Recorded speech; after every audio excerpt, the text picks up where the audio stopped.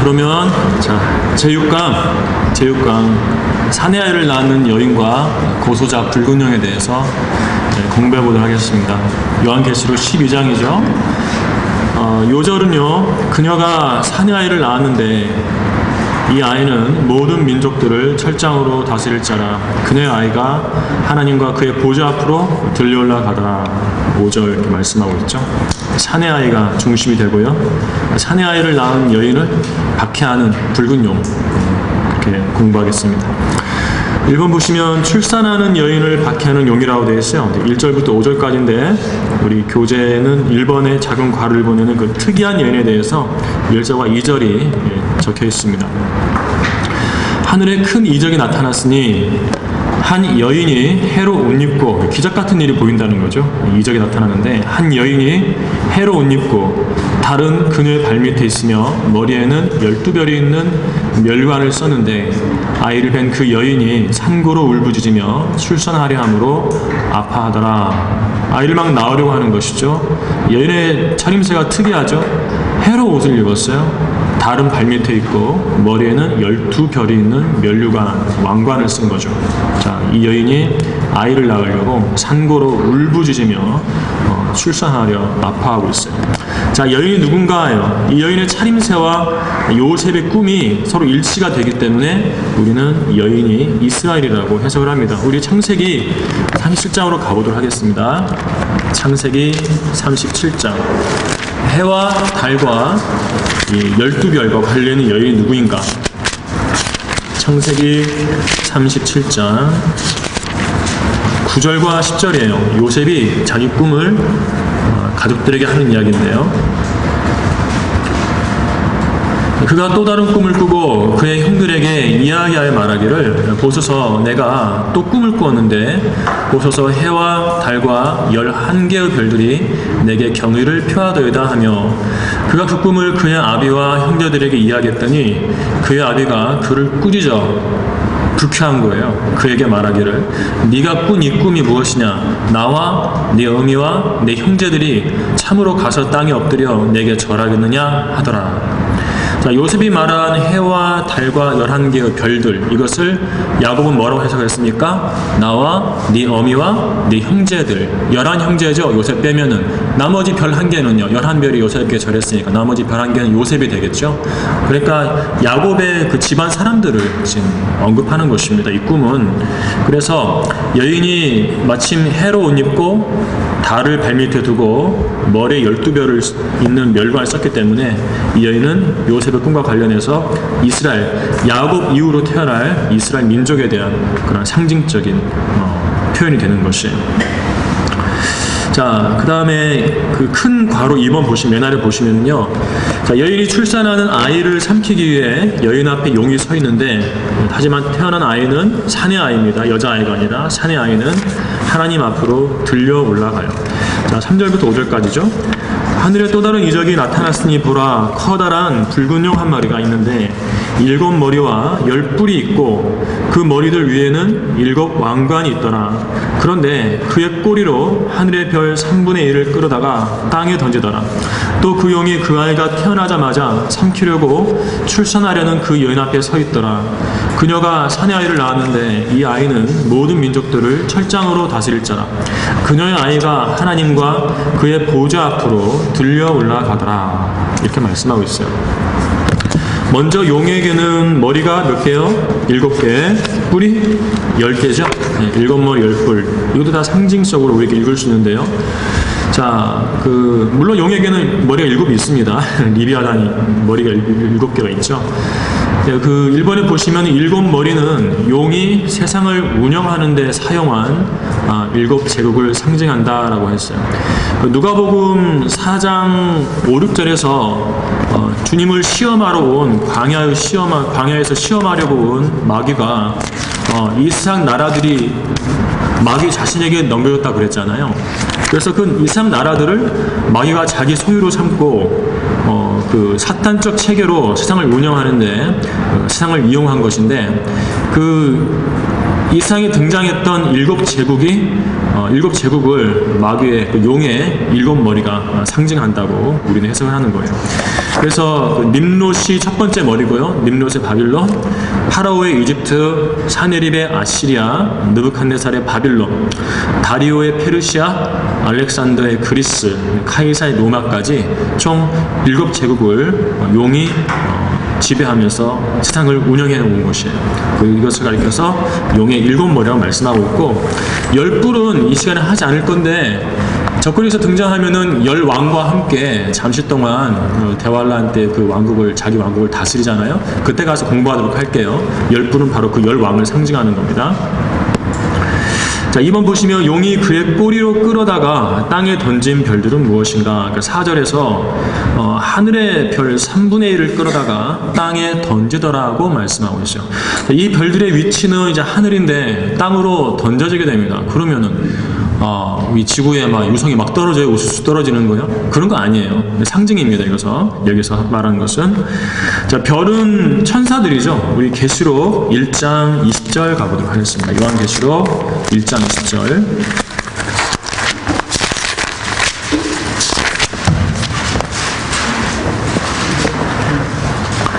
네가 본 것은 나의 오른손 위에 7별과 7금초대의 신비라. 7별은 7교회의 천사들이요. 네가 본 7촛대는 7교회라. 그래서 계시록에서 별 하면 일단은 천사로 봐야 돼요. 물론 문자 그대로 광명도 있지만, 작은 광명들도 있지만, 이렇게 해석을 할 때는 천사로 봐야 하고요.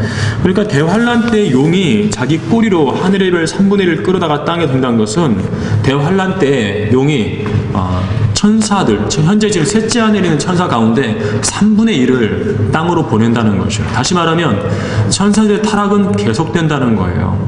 창세기 6장으로 끝난 것이 아니에요. 대환란 때에도 용의 편에 서서 주님을 대적할 천사들이 나오는 거예요.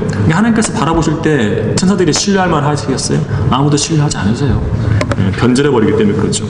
자, 셋째 하늘 상황에서도 이렇게 하나님을 대적한다는 사실, 이 그 피조물들의 그 욕망이라는 것이 얼마나 엄청난 것인가를 알 수 있죠. 이렇게 해서 이제 땅으로 내려오게 되는데요. 별들이라 불린 천사들이. 3번에 보시면은요, 여인이 낳은 사내 아이는 누구인가? 이거 잘 보시기 바랍니다.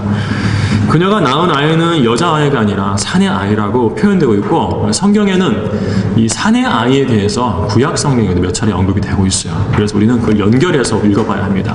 성경은 그냥 기록된 책이 아니에요. 유기적으로 연결되어 있고 단어와 단어가 연결되어 있기 때문에 해석하는데 아주 중요해요. 자, 사내를 낳았는데요. 누구라고 묘사되고 있어요? 실진 부분에 보면은 모든 민족들을 철장으로 다스릴 자라고 일단 되어 있고, 또 그녀 아이가 하나님과 그의 보좌 앞으로 들려 올라가더라. 휴거되죠. 책장으로 올라갑니다. 이제 이 인물이 누구인가를 보도록 하는데, 첫 번째는 이제 그 세 가지 해석이 가능한데요. 첫 번째는 역사적으로 이 사내 아이는 예수 그리스도시라고 해석이 됩니다. 역사적으로 보면은. 하지만 우리는 요한계시록을 해석을 할 때 계시록은 기본적으로 예언서이기 때문에 이 사내 아이라고 표현되는 인물이 미래에 누구로 등장할 것인가, 그것도 함께 봐야 하는 것이에요. 물론 역사적으로 보면 예수 그리스도십니다. 왜냐하면 모든 민족들을 철장으로 다스릴 자라고 언급되고 있는데, 우리 시편 2편 가도록 하겠습니다. 예수 그리스도의 재림에 대한 예언이 시편 2편인데, 거기서 예수님께 아버지께서 약속하신 게 있죠. 그 7절을 보시면은요, 7절에 내가 칙령을 선포하리라. 주께서 내게 말씀하시기를 너는 내 아들이라. 고딕체로도 있죠. 아들 예수 그리스도예요. 너는 내 아들이라. 오늘 내가 너를 낳았노라. 하나님께서 예수님을 낳은 때가 언제죠? 초림 때죠. 초림 때 하나님의 아들로 오신 예수 그리스도께 주어지는 재림에 대한 약속이 이어지는 거예요. 자, 그 아들께 뭘 약속하시냐면 내게 구하라. 그러면 내가 너에게 이방을 내 유업으로 땅의 맨 끝을 내 소유로 주리라. 예수님께서 재림하시면 온 세상을 땅끝까지 통치하시죠. 네가 그들을 철장으로 깨뜨릴 것이며 토기장의 질그릇같이 산산이 부수리라 하셨도다. 자, 무엇으로 깨뜨려요? 철장으로 깨뜨리죠. 쇠막대기요. 왕의 홀 쇠막대기인데 그 계시록 그 11장 5절에서 뭐라고 되어 있습니까? 모든 민족들을 철장으로 다스릴 자라고 그랬어요. 이 철장이라는 표현이 서로 일치가 돼요. 그래서 이 산의 아이는 일단은 이스라엘에서 나오신 하나님의 아들 예수 그리스도예요. 예. 근데 예수 그리스도는 지상에 계셨고 또 사도행전 1장 9절에서 사람들이 보는 가운데서 승천하셨죠. 하나님의 보좌가 있는 곳을 올라갔어요. 하나님과 그의 보좌 앞으로 들려 올라가더라라고 계시록 12장 5절에서 말씀하는데 예수님께서 이 문자 그대로 하나님과 그 보좌 앞으로 들려 올라가셨죠. 이렇게 역사적으로 보면 바로 이 산의 아이는 예수 그리스도예요. 지금은 하나님의 보좌 오른편에 앉아 계시고요. 히브리서 1장 3절에 나오죠. 그 다음에 2번에 보시면 더 중요한 것은 이제 계시록은 예언서이기 때문에 예언적으로 우리가 어떻게 해석을 해야 하는가. 성경 말씀은 이중적으로 해석할 수 있는 부분들이 있어요. 한 구절에 한 가지만 말씀하는 것이 아니라 이런 구절 같은 경우에는 두 가지, 세 가지도 말씀하는 것이에요. 자, 2번 보시면 예언적으로 산의 아이라는 점, 남자라는 점에 주목하시고 남자인데 산의 아이이기 때문에 여자를 모르겠죠. 동정인 것이에요. 그래서 이 산의 아이는 유대인 남자 동정들인 14만 4천 명일 가능성이 있어요. 14만 4천 명에 대해서는 이전 시간에 우리 7장에서 공부했기 때문에 7장은 넘어가고 14장 가보겠습니다. 14장 계시록 14장에 가시면은요, 14장 1절에는 이제 14만 4천 명이 휴거돼가지고 셋째 하늘의 시온산에 어린 양이신 예수님과 함께 서 있는 모습이 보이고 4절 보시면은요, 14장 4절 이들은 여자들과 더불어 더럽혀지지 아니한 자들이니에요. 남자 동정들이에요. 여자를 모르는 사내 아이들이죠. 이는 그들이 동정들이니라. 이들은 어린 양이 어디로 가든지 따라가는 자들로 하나님과 어린 양께 첫 열매들이 되어 사람들 가운데서 구속을 받았느니라. 왜 하필 주님께서 남자 동정들을 택하시는가? 그 구약 시대의 이교도들의 우상 숭배 의식 가운데는 음행이 있었어요. 음행.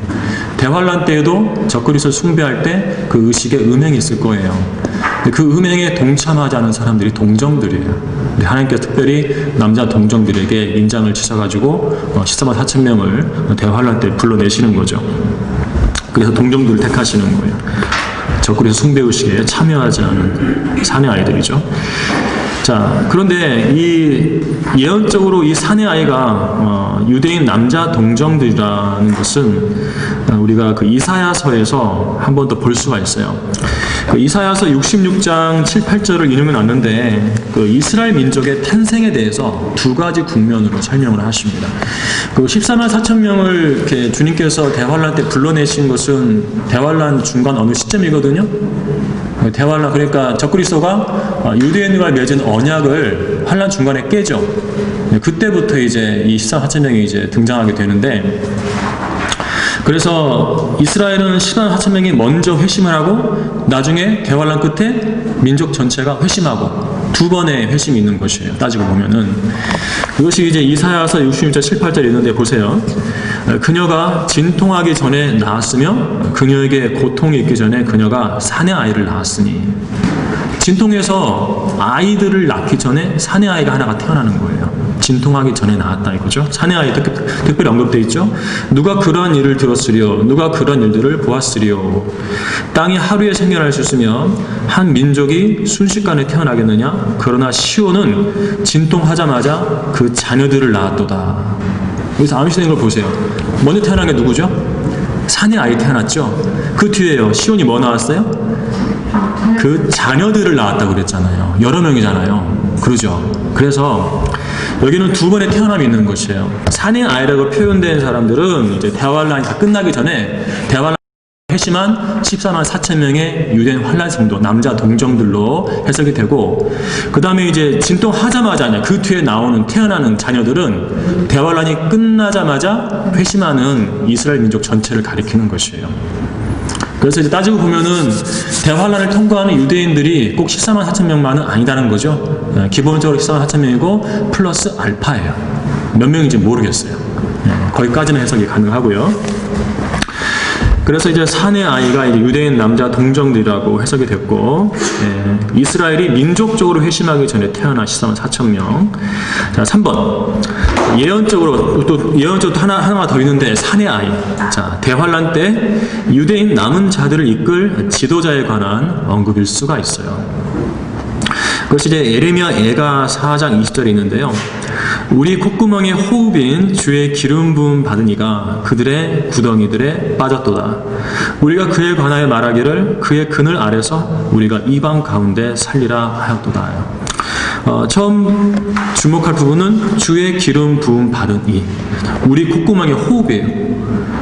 대환란 때 유대인 그 환란 성도들 있죠. 하지만 플러스 알파. 이들이 자신의 호흡처럼 삼을 존재가 등장하게 되는 거예요. 이 주의 기름 부음 받은 이가 있어야만 그 사람들이 살 수 있다, 견뎌낼 수 있다는 거죠. 따지고 보면은. 자, 근데 그들의 구덩이들에 빠졌대요. 밑에 보면은 적그리스도와 그의 군대의 구덩이들에 빠지는 한 사람을 대환란 때 유대인들이 신뢰할 것이라고 써 있죠. 바로 그걸 지금 예언한 것이에요. 우리가 그의 하나에 말하기를 그의 그늘 안에서, 주의 기름 부음 받은 이 그늘 안에서 우리가 이방 가운데 살리라. 이방인들이 예루살렘을 이렇게 짓밟잖아요. 그런 악한 시대 상황 속에서 이 주의 기름 부음 받은 이의 그늘 아래서 대환란 때 유대인들이 살게 된다라는 예언이에요. 조금 이렇게 고차원적인 예언이죠. 그런데 왜 사내 아이가 민족의 지도자가 되는가? 하나님께는 불가능한 게 없어요. 그 대표적인 케이스가 예레미야예요. 예레미야. 사내 아이인데 어린 나이에 하나님의 종으로 부름받은 예레미야와 같은 인물이에요. 그때 내가 말씀드리기를 주 하나님이여 보소서 나는 아이라서 말할 수 없나이다 하였으나 주께서 내게 말씀하시기를 나는 아이라 말하지 말라. 이는 너는 내가 너를 보내는 모든 자에게 할 것이며 내가 네게 무엇을 명령하든지 네가 말할 것이니라. 그들의 얼굴을 무서워 말라. 내가 너와 함께 있어 너를 구해내리라. 주가 말하노라 하시니라. 구약성경에 보면은 어린 사무엘에게도 하나님의 말씀이 임했잖아요. 하나님께서는 그렇게 들어쓰시는 사람들이 있어요. 사내 아이인데 들어쓰신다는 거예요. 그래서 세 번째 해석은 설명드렸듯이 대환란 때 유대인 남은 자들을 그 민족을 지도할 사내 아이 지도자를 언급한다라고 볼 수 있는 거예요. 총 세 가지 해석이 가능하고 다 맞아요. 다 맞습니다. 그래서 이 한 구절을 통해서 우리가 세 가지 성경의 진리를 알게 되는 건데 좀 고차원적인 것도 나왔죠.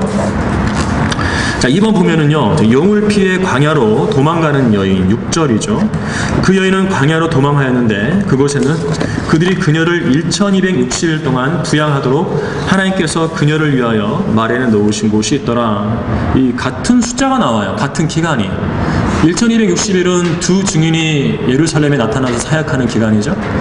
또 1260일은 42달에 그래서 적그리스도의 이방인 군대가 예루살렘을 짓밟는 그런 시기이기도 하고, 같은 시기에 유대인의 남은 자들은 광야로 날아가서 초자연적으로 부양받는다는 거죠.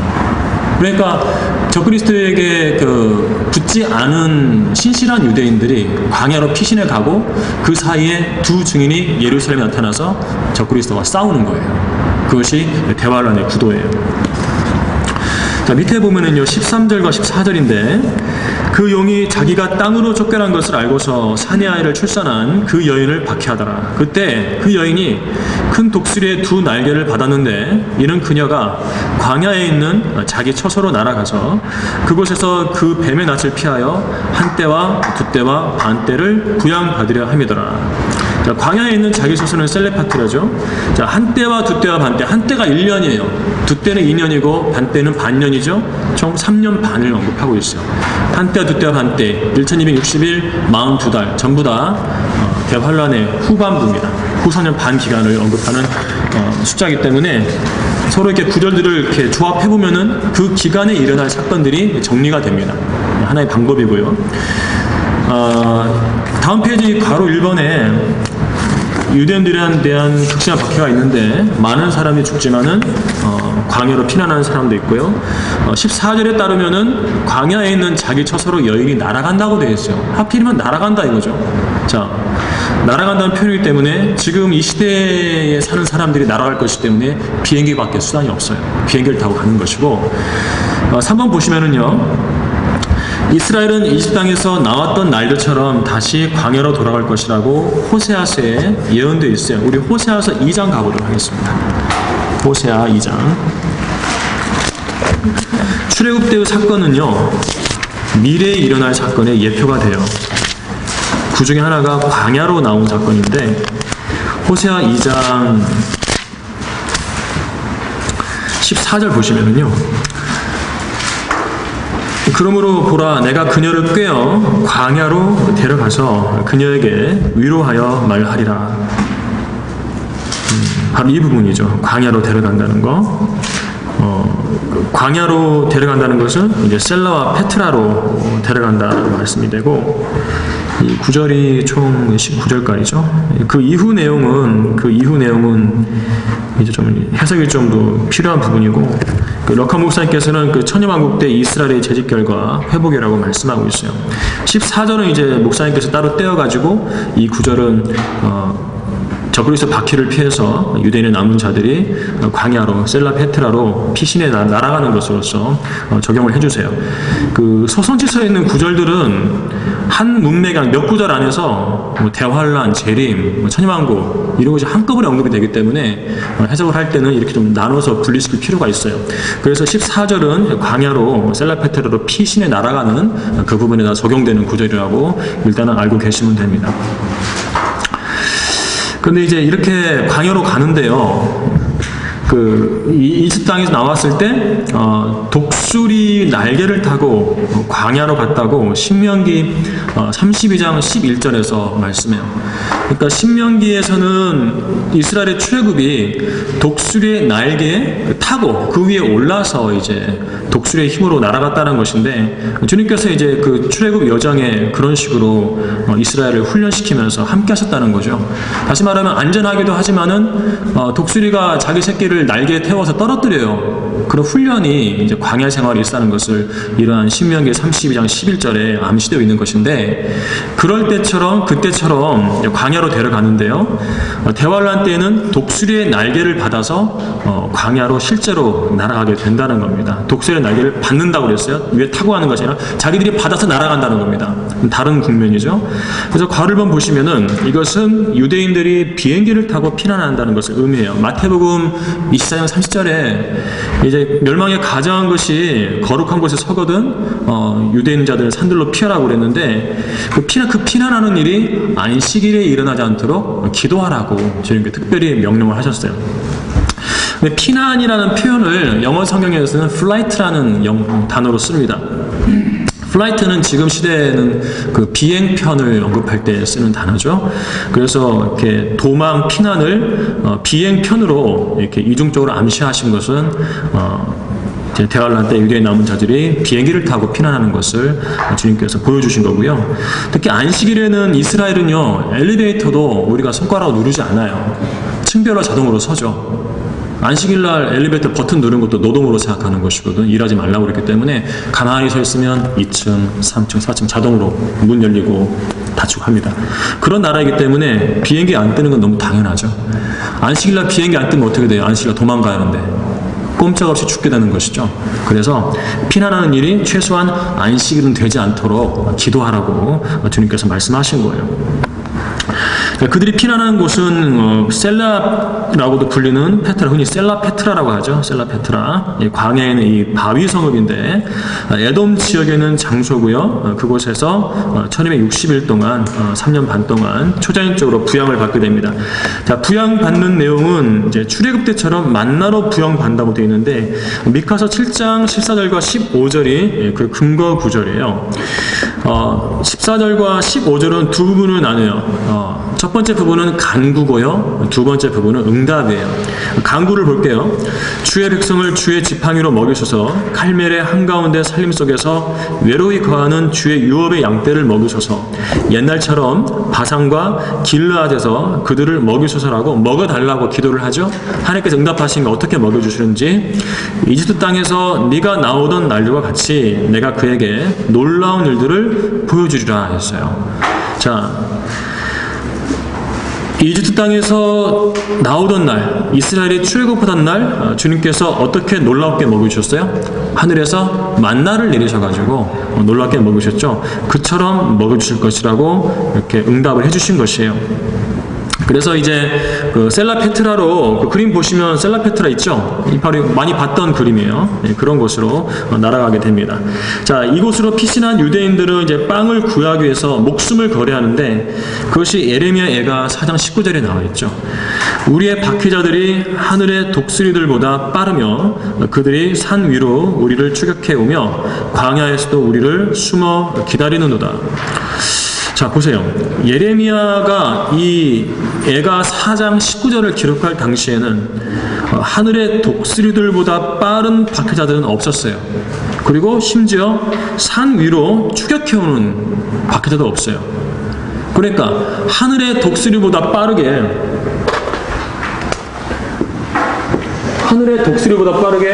산 위로 우리를 추격해오는 게 뭐예요?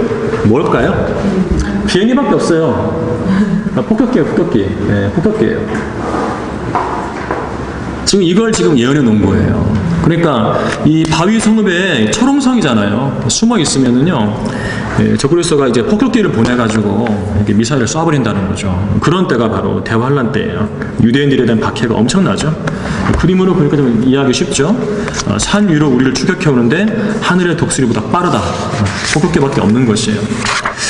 자, 그리고 또 광야에서도 우리를 숨어 기다린다고 그랬는데 숨어 있다가 이제 기총사격한다고 빵 구하려고 나오면 쏴버린다고 그런 식으로 럭한 목사님이 해석을 하시죠. 자, 초년적으로 부양받긴 하지만은 아주 그냥 목숨을 걸고 빵을 구해야 하는 시기고요. 자, 다음 페이지 동그라미 2번 보면은요. 자, 우리는 광야의 칼 때문에 우리 생명의 위협을 무릅쓰고 우리의 빵을 얻었나이다. 예레미야 5장 9절이죠. 방금 전에 공부했던 것은 폭격기 관련해서는 예레미야 애가 4장 19절이에요. 그런데 5장 9절에서는 광야의 칼 때문에 생명의 위협을 무릅쓰고 빵을 얻었다라고 말씀하고 있어요. 빵을 얻기 위해서 나갈 때마다 죽음의 위협이 있다는 거죠. 과거에는 칼이지만은 미래에는 총일 거예요. 자, 이런 절박한 상황 속에서 이제 기도를 드리는데 우리 예레미야 애가 5장을 한번 가볼까요? 예레미야 애가 5장. 방금 9절을 읽었는데 5장 9절을 읽었는데 예레미야 예가는 이제 이방인들에게 사로잡혀가는 자기 민족을 보고 눈물의 선지자 에레미야가 이제 울면서 기록한 성경이죠. 이제 그 5장 20절 보시면은요. 어찌하여 주께서는 우리를 영원히 잊으시오며 그처럼 오랫동안 우리를 버리시나이까. 오 주여, 주께서는 우리를 주께로 돌이키소서. 그러면 우리가 돌이켜지리다. 우리의 날들을 옛날같이 새롭게 하소서. 그러나 주께서는 우리를 완전히 거절하셨으며 주께서는 우리에게 심히 진노하셨나이다. 이것은 이제 예레미야가 당시 자기 민족이 사로잡혀가는 것을 보고 쓴 것이지만은 유대인들은 다시 사로잡혀가죠. 대환란 때 다시 사로잡혀가요. 그래서 이 예레미야 기도는 대환란 때 유대인 환란 성도들이 하나님께 드리는 기도가 되는 것이에요. 셀라페트라로 도망은 갔지만은 폭격기로 와서 미사일 쏴버려요. 빵 구하러 가면은 기관총으로 쏴버려요. 얼마나 두렵겠어요. 주님 빨리 우리를 도와주시라고, 우리를 주님께로 돌이켜주시라고 이렇게 기도를 드리는 것이 바로 20절부터 22절까지의 내용입니다. 대환란 끝에 드리는 유대인들의 기도가 되겠고요. 자, 3번 보시면은요, 미카엘에게 패하여 땅으로 쫓겨나는 용이 12장 7절부터 9절까지 나옵니다. 또 하늘에 전쟁이 있으니 땅에서는 이제 유대인들이 적그리스도 박해를 받는데 하늘에서는 그에 맞먹는 전쟁이 영적인 그 국면이 벌어지고 있는 것이죠. 또 하늘에 전쟁이 있으니 미카엘과 그의 천사들이 용을 대항하여 싸우고 용과 그의 천사들도 싸우나 용과 그의 천사는 마귀라고 하지 않았어요. 천사요. 마귀와 천사는 다릅니다. 달라요. 나중에 배울 것을 알려드릴게요. 천사는 그냥 문자 그대로 천사예요. 대환란 때 용의 편에 서게 될 그 하늘의 존재들을 말하는 거죠. 자, 미카엘과 그의 천사들, 용과 그의 천사들 양 진영으로 나누게 됩니다. 자, 싸우나 그들이 이기지 못하여 하늘에서 더 이상 있을 곳을 찾지 못하더라. 그리하여 그 큰 용이 쫓겨나니 그는 마귀라고도 하고 사탄이라고도 하는 옛뱀 곧 온 세상을 미혹하던 자라. 그가 땅으로 쫓겨나고 그의 천사들도 그와 함께 쫓겨나더라. 이렇게 말씀하고 있습니다. 자, 이렇게 이제 용과 그의 천사들이 땅으로 쫓겨나면 어떤 결과가 벌어지는가? 지금 우리는 이제 7절부터 9절까지 읽었습니다. 10절부터는요, 뭐라 그러냐면은 용이 쫓겨나니까 예수 그리스도의 재림이 그만큼 가까워졌다고 선언합니다. 10절에서 또 내가 들으니 한 큰 음성이 하늘에서 말하기를 이제 용이 쫓겨났으니까 이제 구원과 능력과 우리 하나님의 나라와 그의 그리스도의 권세가 임하는도다. 재림이 가까웠다는 것이죠. 이는 우리 형제들을 우리 하나님 앞에서 밤낮 고소하던 그 고소자가 쫓겨났기 때문이니라. 우리가 무슨 잘못을 하면 마귀가 우리를 하나님께 가서 고소한다는 거예요. 줄곧 그 일만 하고 있어요. 대환란 때까지. 자, 2번 보세요. 자, 용과 그의 천사들이 땅으로 쫓겨나면 두 번째 결과는 유대인 환난 성도들에 대한 용의 박해가 크게 달할 것이라고 써있죠. 이때 이제 환난 성도들의 진가가 드러나는데 11절에서 그들이 어린 양의 피와 자기들이 증거한 말로 그를 이겼으니 그들은 죽기까지 자기들의 생명을 사랑하지 아니하였도다. 이런 말씀이 있죠.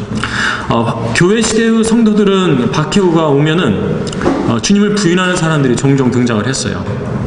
하지만 환란 때의 환란 성도들은 죽기까지 자기들의 생명을 사랑하지 않는 그런 사람들이 아주 신실한 사람들이라는 것이죠. 특히 그들의 특징은 어린 양의 피와 자기들이 증거한 말로 그를 이겼다고 말씀하고 있어요. 우리가 마귀를 이길 수 있는 길은 예수 그리스도의 피를 의지하는 것, 그리고 하나님의 말씀을 적극적으로 사용하는 것이요. 이 두 가지를 유대인 환란 성도들로부터 배울 수가 있는 것입니다. 자, 3번 보시면은요. 자, 용이 거하던 하늘들에는 즐거움이 있게 되고 그가 내려간 땅과 바다에는 화가 있게 된다. 너무 당연하죠. 그러므로 너희 하늘들과 그 안에 거하는 너희는 즐거워하라. 땅과 바다에 사는 자들에게는 화 있으리라. 이는 마귀가 자기 때가 얼마 남지 않았음을 알고 크게 분노하며 너에게로 내려갔음이라고 하더라. 마귀가 사라진 하늘들에서는 즐거움이 있고요, 마귀가 내려간 땅에서는 화가 있다는 것이죠. 자기가 이제 멸망할 때가 얼마 남지 않았기 때문에 발악을 할 거라는 것입니다. 점심을 많이 드셨나요? 얼굴에 위장이 열심히 움직이면 좀 소화시키는 게 힘든 게 써있어요, 지금. 거의 대부분이 지금. 많이 드셨죠? 좀 잘 견디고 있는 게 같아요. 자, 2번 보시면은요. 자, 용과 싸워 이기는 미카엘은 누구인가 보도록 하겠습니다. 미카엘. 자, 미카엘은 이스라엘을 대표하는 영적 존재고요, 이스라엘을 위한 위대한 통치자. 이 부분에서 우리가 좀 더 살펴볼 부분이 있습니다. 다니엘서로 가볼게요. 지금 다니엘서가 두 구절이 인용되는데 다니엘서 10장 보도록 하겠습니다. 여러분들이 그런 표정을 지으면 여기 있는 강사들은 무슨 생각하는 줄 아세요? 내가 강의를 잘 못하나? 그런 생각을, 실은 배불라고 졸린 건데. 자, 다니엘서 10장 21절.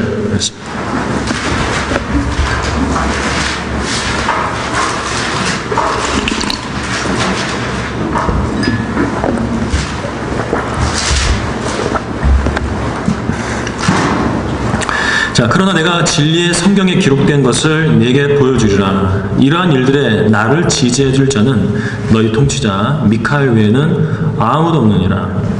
너희 통치자라고 했죠. 나는 예수 그리스도인데요. 너희는 그 다니엘의 민족을 말하는 거예요. 유대인들. 그래서 미카엘은 영적인 면에서 이스라엘 통치자예요. 천상에는 이 지상의 각 민족별로 맡고 있는 그런 영적 세력이 있어요. 이스라엘을 맡고 있는 세력은 미카엘이에요. 네, 미카엘이고, 여기 하나 더 볼 게 있는데 눈 좋으신 분들은 일단 13절 보세요. 13절. 그러나 페르시아 왕국의 통치자가 22일 동안 나를 갈아먹었도다라고 말씀하고 있어요. 예수님이 오시려고 그러는데요, 이 페르시아 왕국의 통치자가 누구길래 예수님을 가로막아요? 사탄이죠. 네. 그렇게 연결이 돼요. 그래서 각 나라 민족은 영적 존재가 맞고 있어요. 그래서 예수님이 이제 왜 막히셨는가는 나중에 배울게요. 사람으로서 뭔가를 좀 경험을 해야만 인간을 다루시는 데 있어서 마귀에게 흠이 안 잡히세요. 그 점에 있어서 주님께서 그냥 막히신 거예요. 나중에 설명을 드리고요. 어쨌거나 미카엘은 이스라엘 통치자라고 21절에서 말씀하고 있고, 거기서 이제 이 12장 1절로 가보도록 하겠습니다. 12장 1절. 구약 성경에서 이제 고난이라는 표현이 나와요. 고난은 야곱의 고난의 때를 언급하는 것이에요. 굳이 예레미야 30장 7절처럼 야곱의 고난의 때라고 언급하지 않아도 그냥 고난의 때 하면은 그냥 대환란 가리킨다고 생각하시면 돼요. 자, 그때와 관련해서 미카엘이 일어섭니다. 12장 1절 보시면, 그때에 미카엘이 일어서리니 이는 네 백성의 자손을 위하여, 이스라엘이죠. 다니엘 백성의 자손을 위하여 일어서는 위대한 통치자라. 또 고난의 때가 있으리니, 대환란이죠. 그것은 민족이 생긴 이래로 그때까지 결코 없었던 것이라 되어 있어요. 우리 교재에 보면은 고난의 때 옆에 대가로 해서 대환란, 야곱의 고난의 때, 예레미야 30장 7절 이렇게 써놨죠. 근데 보세요. 지금 미카엘이 일어서는데 같은 절에서 또 고난의 때가 있으리니라고 그랬죠. 미카엘 하고 고난의 때라 불리는 대환란이 연결되고 있는 것이에요. 미카엘은 대환란과 관련해서 그가 해야 할 일이 있는 건데, 우리 아까 그 12장에서 뽑았어요. 미카엘과 그의 천사하고 용과 그의 천사가 싸웠죠. 바로 그거예요. 바로 그 일을 하는 거예요. 미카엘이 용과 싸워서 용의 세력을 이렇게 낮추고 축소시켜야만 이스라엘에 대한 박해가 좀 줄어드는 거예요. 그런 역할을 영적인 세계에서 미카엘이 하고 있는 거예요. 대환란 때. 그걸 지금 보여주고 있는 것이에요. 결국은 용이 패배해서 이제 쫓겨났는데, 이제 이를 악물고 이제 이스라엘 완전히 없애버리려 하겠죠. 자, 그래요. 자, 1번 보시면 다 설명이 됐고, 2번에서 좀 하나만 더 볼게요. 자, 그런데 이제 이 미카엘은 천사장이에요. 천사 계급에서 가장 높은 계급의 천사장인데, 데살로니가 전서 4장 16절 교회 후 휴거와 관련해서 주께서 호령과 천사장의 음성과 하나님의 나팔 소리와 함께 이렇게 되어 있잖아요. 교회를 휴거시키죠. 교회가 이렇게 휴거되는데, 교회 휴거예요. 휴거될 때 이리 올라오라는 하나님의 음성만 들린 것이 아니고 이 미카엘의 음성도 들리는 거예요. 천사장의 음성. 왜 교회 휴거와 천사장의 음성이 연결이 되는가? 교회가 휴거되면 뭐가 펼쳐져요? 7년 대환란 펼쳐지는 거예요. 그래서 휴거 때에 이 천사장의 음성이 들리는 것은, 아하, 미카엘이 대환란 때 이제 역할을 하려고 하는 것이구나. 그걸 보여주는 거예요. 그것이 데살로니가서 4장 16절이에요. 함께 읽으셔야 돼요. 미카엘이 다니엘 12장 1절처럼 그때 미카엘이 일어서리니 이렇게 활약을 하는 것이죠. 우리 그림의 오른쪽에 이제 칼 들고 서 있는 앞에 있는 사람이 바로 미카엘입니다. 자, 그래서 마귀가 땅으로 떨어지고요. 4번 보시면 홍수를 일으켜 여인을 박해하는 용이 있어요. 땅으로 떨어져서 위치가 떨어졌죠. 셋째 하늘에서 우주로, 우주에서 이제 공중 권세 뭐 이렇게 해가지고 땅까지 떨어지는 것이죠. 마귀는 계속 추락을 해요. 근데 사람은 교만하면 추락하고 하는 거예요. 그래서 사탄에게서 볼 수 있는 거예요. 그 15절에 17절 인용 났죠? 다음 페이지 44페이지에. 땅이 떨어졌고요. 자, 그 뱀이 여인 뒤에다 자기 입에서 물을 홍수같이 쏟아 그 여인을 홍수에 떠내려 가게 하려 하되, 그 땅이 그 여인을 도와 그 입을 벌려 용이 그 입에서 쏟은 홍수를 삼켜버리더라. 그러자 그 용이 여인에게 분노하여 여인의 씨 가운데 남은 자들, 즉 하나님의 계명들을 지키며 예수 그리스도의 증거를 가진 자들과 싸우려고 나가더라. 자, 이스라엘을 박해하기 위해서 이제 용이 하는 일은, 그 뱀이 하는 일은 자기 입에서 물을 홍수같이 쏟아낸다는 거예요. 자, 용이 얼마나 크길래 그 많은 물을 또 어디서 담아왔을까 궁금하죠. 큰 건 사실이고, 이것은 이제 괄호 1번에 보시면 중간에 팔레스타인 땅에 일어날 실제적인 홍수로 이때 땅이 그 입을 벌려 홍수를 삼켜버릴 것이라고 그랬어요. 자, 우리 구절 다 읽었죠. 땅이 홍수를 삼켜버린다고. 우리 다니엘 9장 26절 가보겠습니다. 다니엘 9장 26절. 대환란 때에 홍수가 있을 것이라는 것을 이 96절에서 간접적으로 보여주는 것이고요.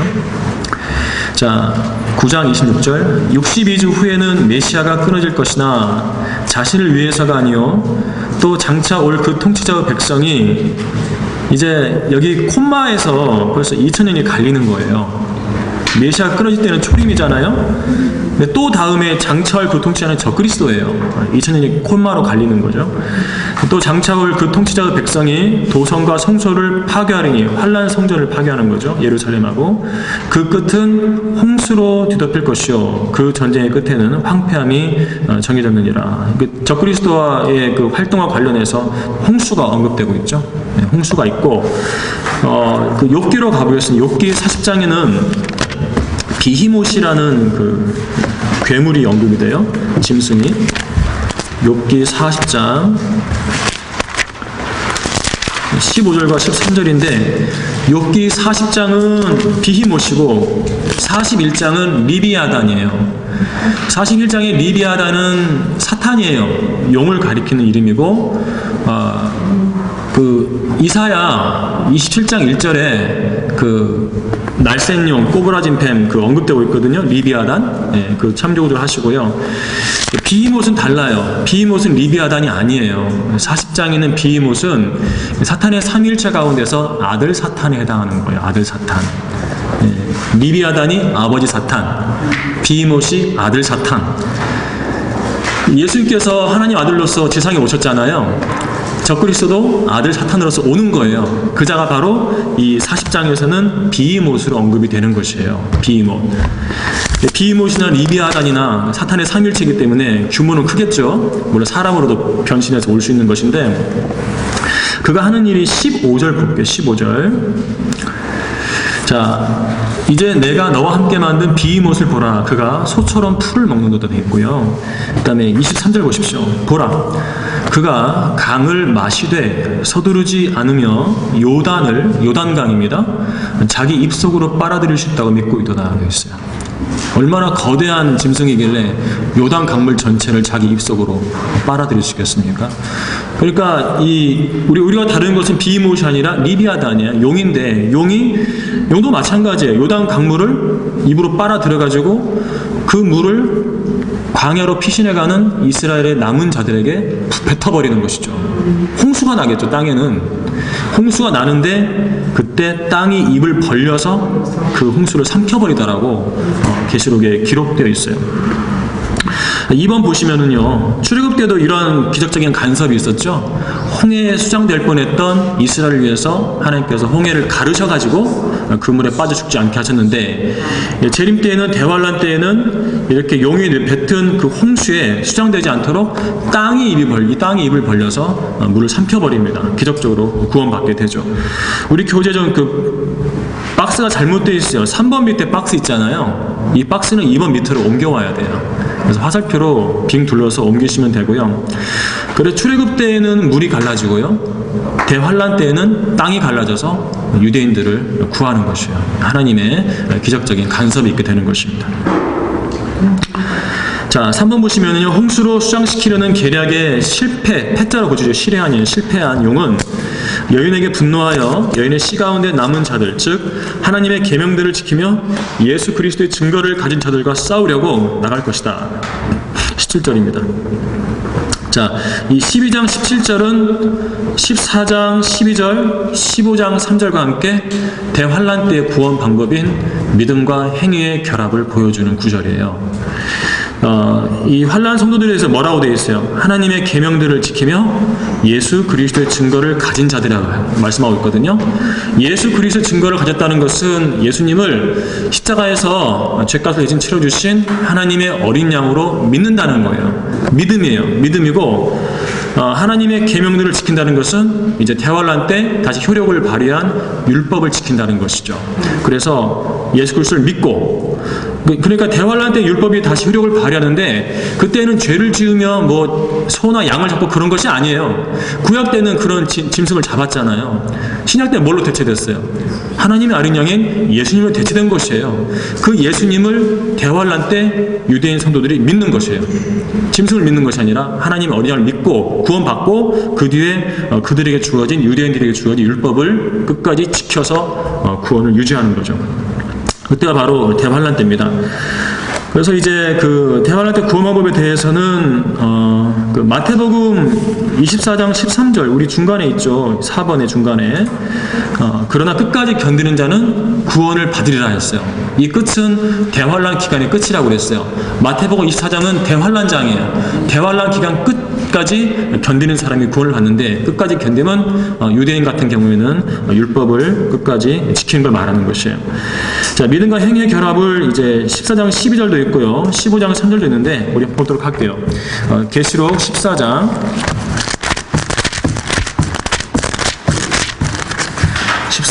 12절, 인내를 많이 강조합니다. 환난 성도들에게는. 여기에 성도들의 인내가 있으며 여기에 하나님의 계명들과 예수의 믿음을 지키는 자들이 있느니라고 하더라. 예수의 믿음, 우리가 믿는 거 똑같은 거죠. 내 죄값을 대신 치러주신 하나님 어린 양 믿고 하나님의 계명들을 지키죠. 거기서 15장 3절이요. 그들이 하나님의 종 모세의 노래와 어린 양의 노래를 부르며 말하기를. 두 가지 노래가 나오죠. 모세의 노래하고 율법이죠. 예. 그 다음에 어린 양의 노래, 하나님의 어린 양, 십자가에 대속하신 그분에 관한 노래가 되겠죠. 여기에서도 믿음과 행위의 결합이 나오는 거예요. 자, 그 다음에 그 5번에 보시면 이 믿음과 행위의 결합으로 구원받는 것은 대환란 때 구약의 율법이 다시 효력을 발휘한다는 사실을 보여주는데, 구약 시대에 율법을 지켜서 구원받았던 그 시대의 구원 방법에 대해서 그 전도서 12장 13절에서 잘 정리해주고 있어요. 전체 일의 결론을 들을지니, 솔로몬이 이 말씀을 기록한 것은 구약 시대입니다. 유대인들을 대상으로 기록한 것이죠. 전체 일의 결론을 들을지니 하나님을 두려워하고, 이것이 믿음이에요. 그의 계명들을 지키라, 행위죠. 네, 이것이 사람의 모든 의문이에요. 네, 하나님께 다 심판을 받는데 하나님을 두려워하고 계명들을 지켜야 한다는 거죠. 네. 자, 그런데 이제 구약 성경에서 이런 부분을 살펴볼 수가 있고, 신약 성경에서는 그 환난 서신에 해당하는 야고보서로 갈 수가 있어요. 야고보서 2장에는요, 야고보서에서도 믿음과 행위를 강조하죠. 자, 이제 너희가 알거니와 사람이 행함으로써 의롭게 되는 것이요 믿음으로만 되는 것이 아니니라. 믿음도 필요한데 행함이 있어야 의롭게 된다고 했어요. 또 영이 없는 몸이 죽은 것 같이 행함이 없는 믿음도 죽은 것이니라. 믿음만으로는 안 된다. 행함이 있어야만 구원을 받는다고 이렇게 강조하고 있죠. 자, 6번 보시면은요, 신약 교회 시대에는 오직 믿음으로 구원받으며 한 번 받은 구원은 결코 잃어버리지 않아요. 그 이유를 보도록 할게요. 이 교회 시대에 이렇게 요한 계시록에 있는 구절을 가져다가 하나님의 계명들을 지킨다 해버리면은 지옥 갑니다. 네, 오직 믿음으로만 받는 거죠. 첫 번째 1번 보시면 우리는 영적으로 할례를 받았다. 성령께서 우리 안에 들어오셔가지고 우리의 혼을 몸으로부터 분리시키셨죠. 그래서 몸이 죽어도 혼은 몸과 함께 멸망하지 않아요. 영원히 구원받은 것이고, 두 번째, 우리 영이 거듭났죠. 거듭나고, 세 번째, 성령님께서 우리 안에 영원히 내주하고 계세요. 우리 안에 계시는 성령님, 우리를 떠나지 않으시고 우리 안에 영원히 계신 성령님 자신이 우리의 구원의 보증이 돼요. 만약 우리가 지옥에 가면 성령님도 같이 가시는 거예요. 성령님은 가실 수가 없어요. 예, 그래서 내주하신 분이 이렇게 우리 구원의 보증이 되시는데 4번에 우리는 성령으로 구속의 날까지 몸이 구속되는 휴거 때까지 인침 도장을 꽝 찍었어요. 하나님의 소유로서 뺏어갈 수가 없죠. 또 5번에 영원히 내주하신 성령께서 구원의 보증이 되신다고 고린도후서 이 구절들에 기록되어 있고 6번 보시면 또 성령으로 침례를 받아서 그리스도 몸 안으로 들어갔죠. 성령께서는 우리 안에 계시고 영원히 계시고 우리는 예수 그리스도 몸 안에 있어요. 만약 우리가 지옥에 간다면 예수님도 같이 가셔야 하는 것이에요. 우리는 그 몸의 지체들이기 때문에 같이 가는 거예요. 예수님도 갈 수가 없죠. 지옥에서 죄를 다 처리하고 오셨잖아요. 우리 바로 그분께 참여하고 있는 것이기 때문에 지옥에 안 가는 것이에요. 자, 이런 우리를 8절에 보시면 하나님의 사랑에서 떼어놓을 자가 아무도 없다고 로마서 8장 39절에서 말씀하고 있습니다. 그럼 이 하나님의 사랑이 어떤 사랑인가 한 구절만 볼게요. 우리 교재 없는데 요한복음 17장 26절입니다. 그리스도의 몸으로서의 교회가 하나님께 받는 사랑은 대단한 거예요.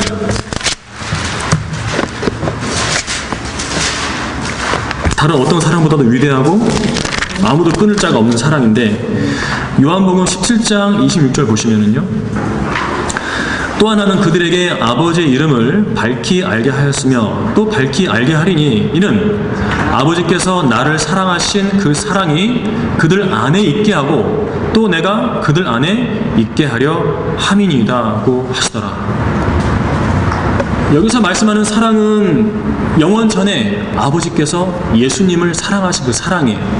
그 사랑이 누구 안에 있어요? 우리 안에 있게 하고 그 사랑을 영원 전부터 받으셨던 예수님께서 어디에 있어요? 우리 안에 계시는 거예요. 하나님께서 우리를 사랑하는 그 사랑이라는 것은 우리 안에 계신 예수 그리스도를 향한 사랑이에요. 그 사랑을 우리가 예수님과 함께 받고 있다는 거. 이 사랑에서 우리를 끊을 자가 아무도 없어요. 절대 지옥에 안 보내시는 거예요. 자, 그 다음에 7번 보겠습니다. 용이 누구에게 분노하는가에 주목하라고 말씀하고 있죠. 그러자 그 용이 여인에게 누구에게 분노합니까? 여인, 이스라엘에게 분노하죠. 영은 다른 사람 미워하지 않아요. 이스라엘이 미운 거예요. 자, 왜 미워하는가? 밑에 설명 보시면 본문 17절은 이스라엘에 대한 사탄의 특별하고 맹렬한 증오를 보여줍니다. 이 점은 지난 인류 역사에서 명백히 드러났죠. 히틀러야 보세요, 히틀러. 자, 600만 명 되는 유대인들 죽였죠. 사탄의 증오 대상이 이스라엘인 이유. 첫 번째, 구세주께서 이스라엘에서 나오셨죠. 미카서 5장 2절 보겠습니다. 두 구절 찾아볼게요. 미카서 5장 2절. 이 구절은 예수 그리스도의 탄생과 관련된 탄생 장소에 관련된 구절이니까 꼭 알아두세요. 베들레헴에 태어나셨잖아요. 미카서 5장 2절. 그러나 너 베들레헴 에프라타야, 네가 비록 유다의 수천 가운데서 작을지라도 이스라엘을 통치할 자가 너로부터 내게로 나오리라. 그의 나오심은 예로부터요 영원부터였느니라. 이스라엘을 통치할 자가 베들레헴에서 태어나시는데 그분은 어떤 분이세요? 예로부터 영원부터 계신 분이라는 거예요. 영원 전부터 계셨던 예수 그리스도께서 베들레헴에서 탄생하신다는 것을 말씀하시는데, 여기서 오시는 분은 통치자로서 오시는 겁니다. 왕으로서 오신다고 예언되고 있는 거예요. 이스라엘을 통치할 자가 너로부터 내게로 나오리라. 베들레헴에서 태어난다는 거죠. 그 다음에 요한복음 가겠습니다. 요한복음 4장 20절이죠. 사탄은 죄인들이 다 지옥 갔으면 하는 그런 바람을 갖고 있어요. 자기와 함께 멸망의 배를 바라요. 나쁜 사람 특징이 뭐죠? 가축자예요.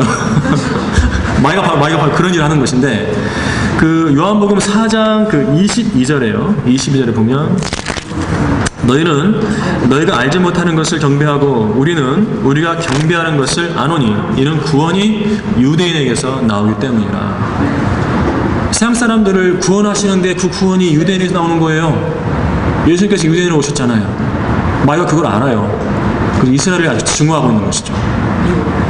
두 번째, 성경 각본이 이스라엘 사람들에 의해서 기록되었어요. 성경 기록자는 모두 유대인이에요.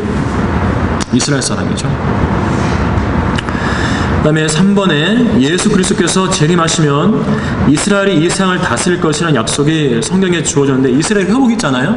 이방인들의 머리가 될 것이라고 이사야서 그 뒷부분에 가면 많이 언급이 되고 있습니다. 40장 이후에 보면은. 그런데 이 이스라엘이 통치한다고 그러니까 현재 이 세상의 통치가 누구죠? 공중 권세 통치자의 마귀잖아요. 또 자기가 또 이스라엘의 신이잖아요. 지금 이스라엘 나라들이 자기에게 넘겨졌는데 그것이 이스라엘에게 간다고 성경에 써 있는 거예요. 이스라엘이 믿지 않겠어요? 없애버리는 것이에요. 이스라엘이 사라져야만 마귀가 계속 통치하는 것이죠. 그래서 이스라엘이 미운 거예요. 없애려고 하는 거죠. 자, 그 다음에 4번 이스라엘은 그들의 메시아를 거부하고 십자가에 못 박은 죄로 인해 현재 하나님의 허용하신 뜻 안에서 사탄의 권세 아래 놓여 있어요. 하지만 이스라엘은 그 불타는 박해의 역사에도 불구하고 마귀가 많이 박했죠. 광야의 불타는 가시덤불처럼 소멸되지 않고 살아남아서 회복될 것이에요. 그런 박해의 역사에 하나님께서 계속 함께하고 계시기 때문에 이스라엘은 민족적으로는 소멸되지 않습니다.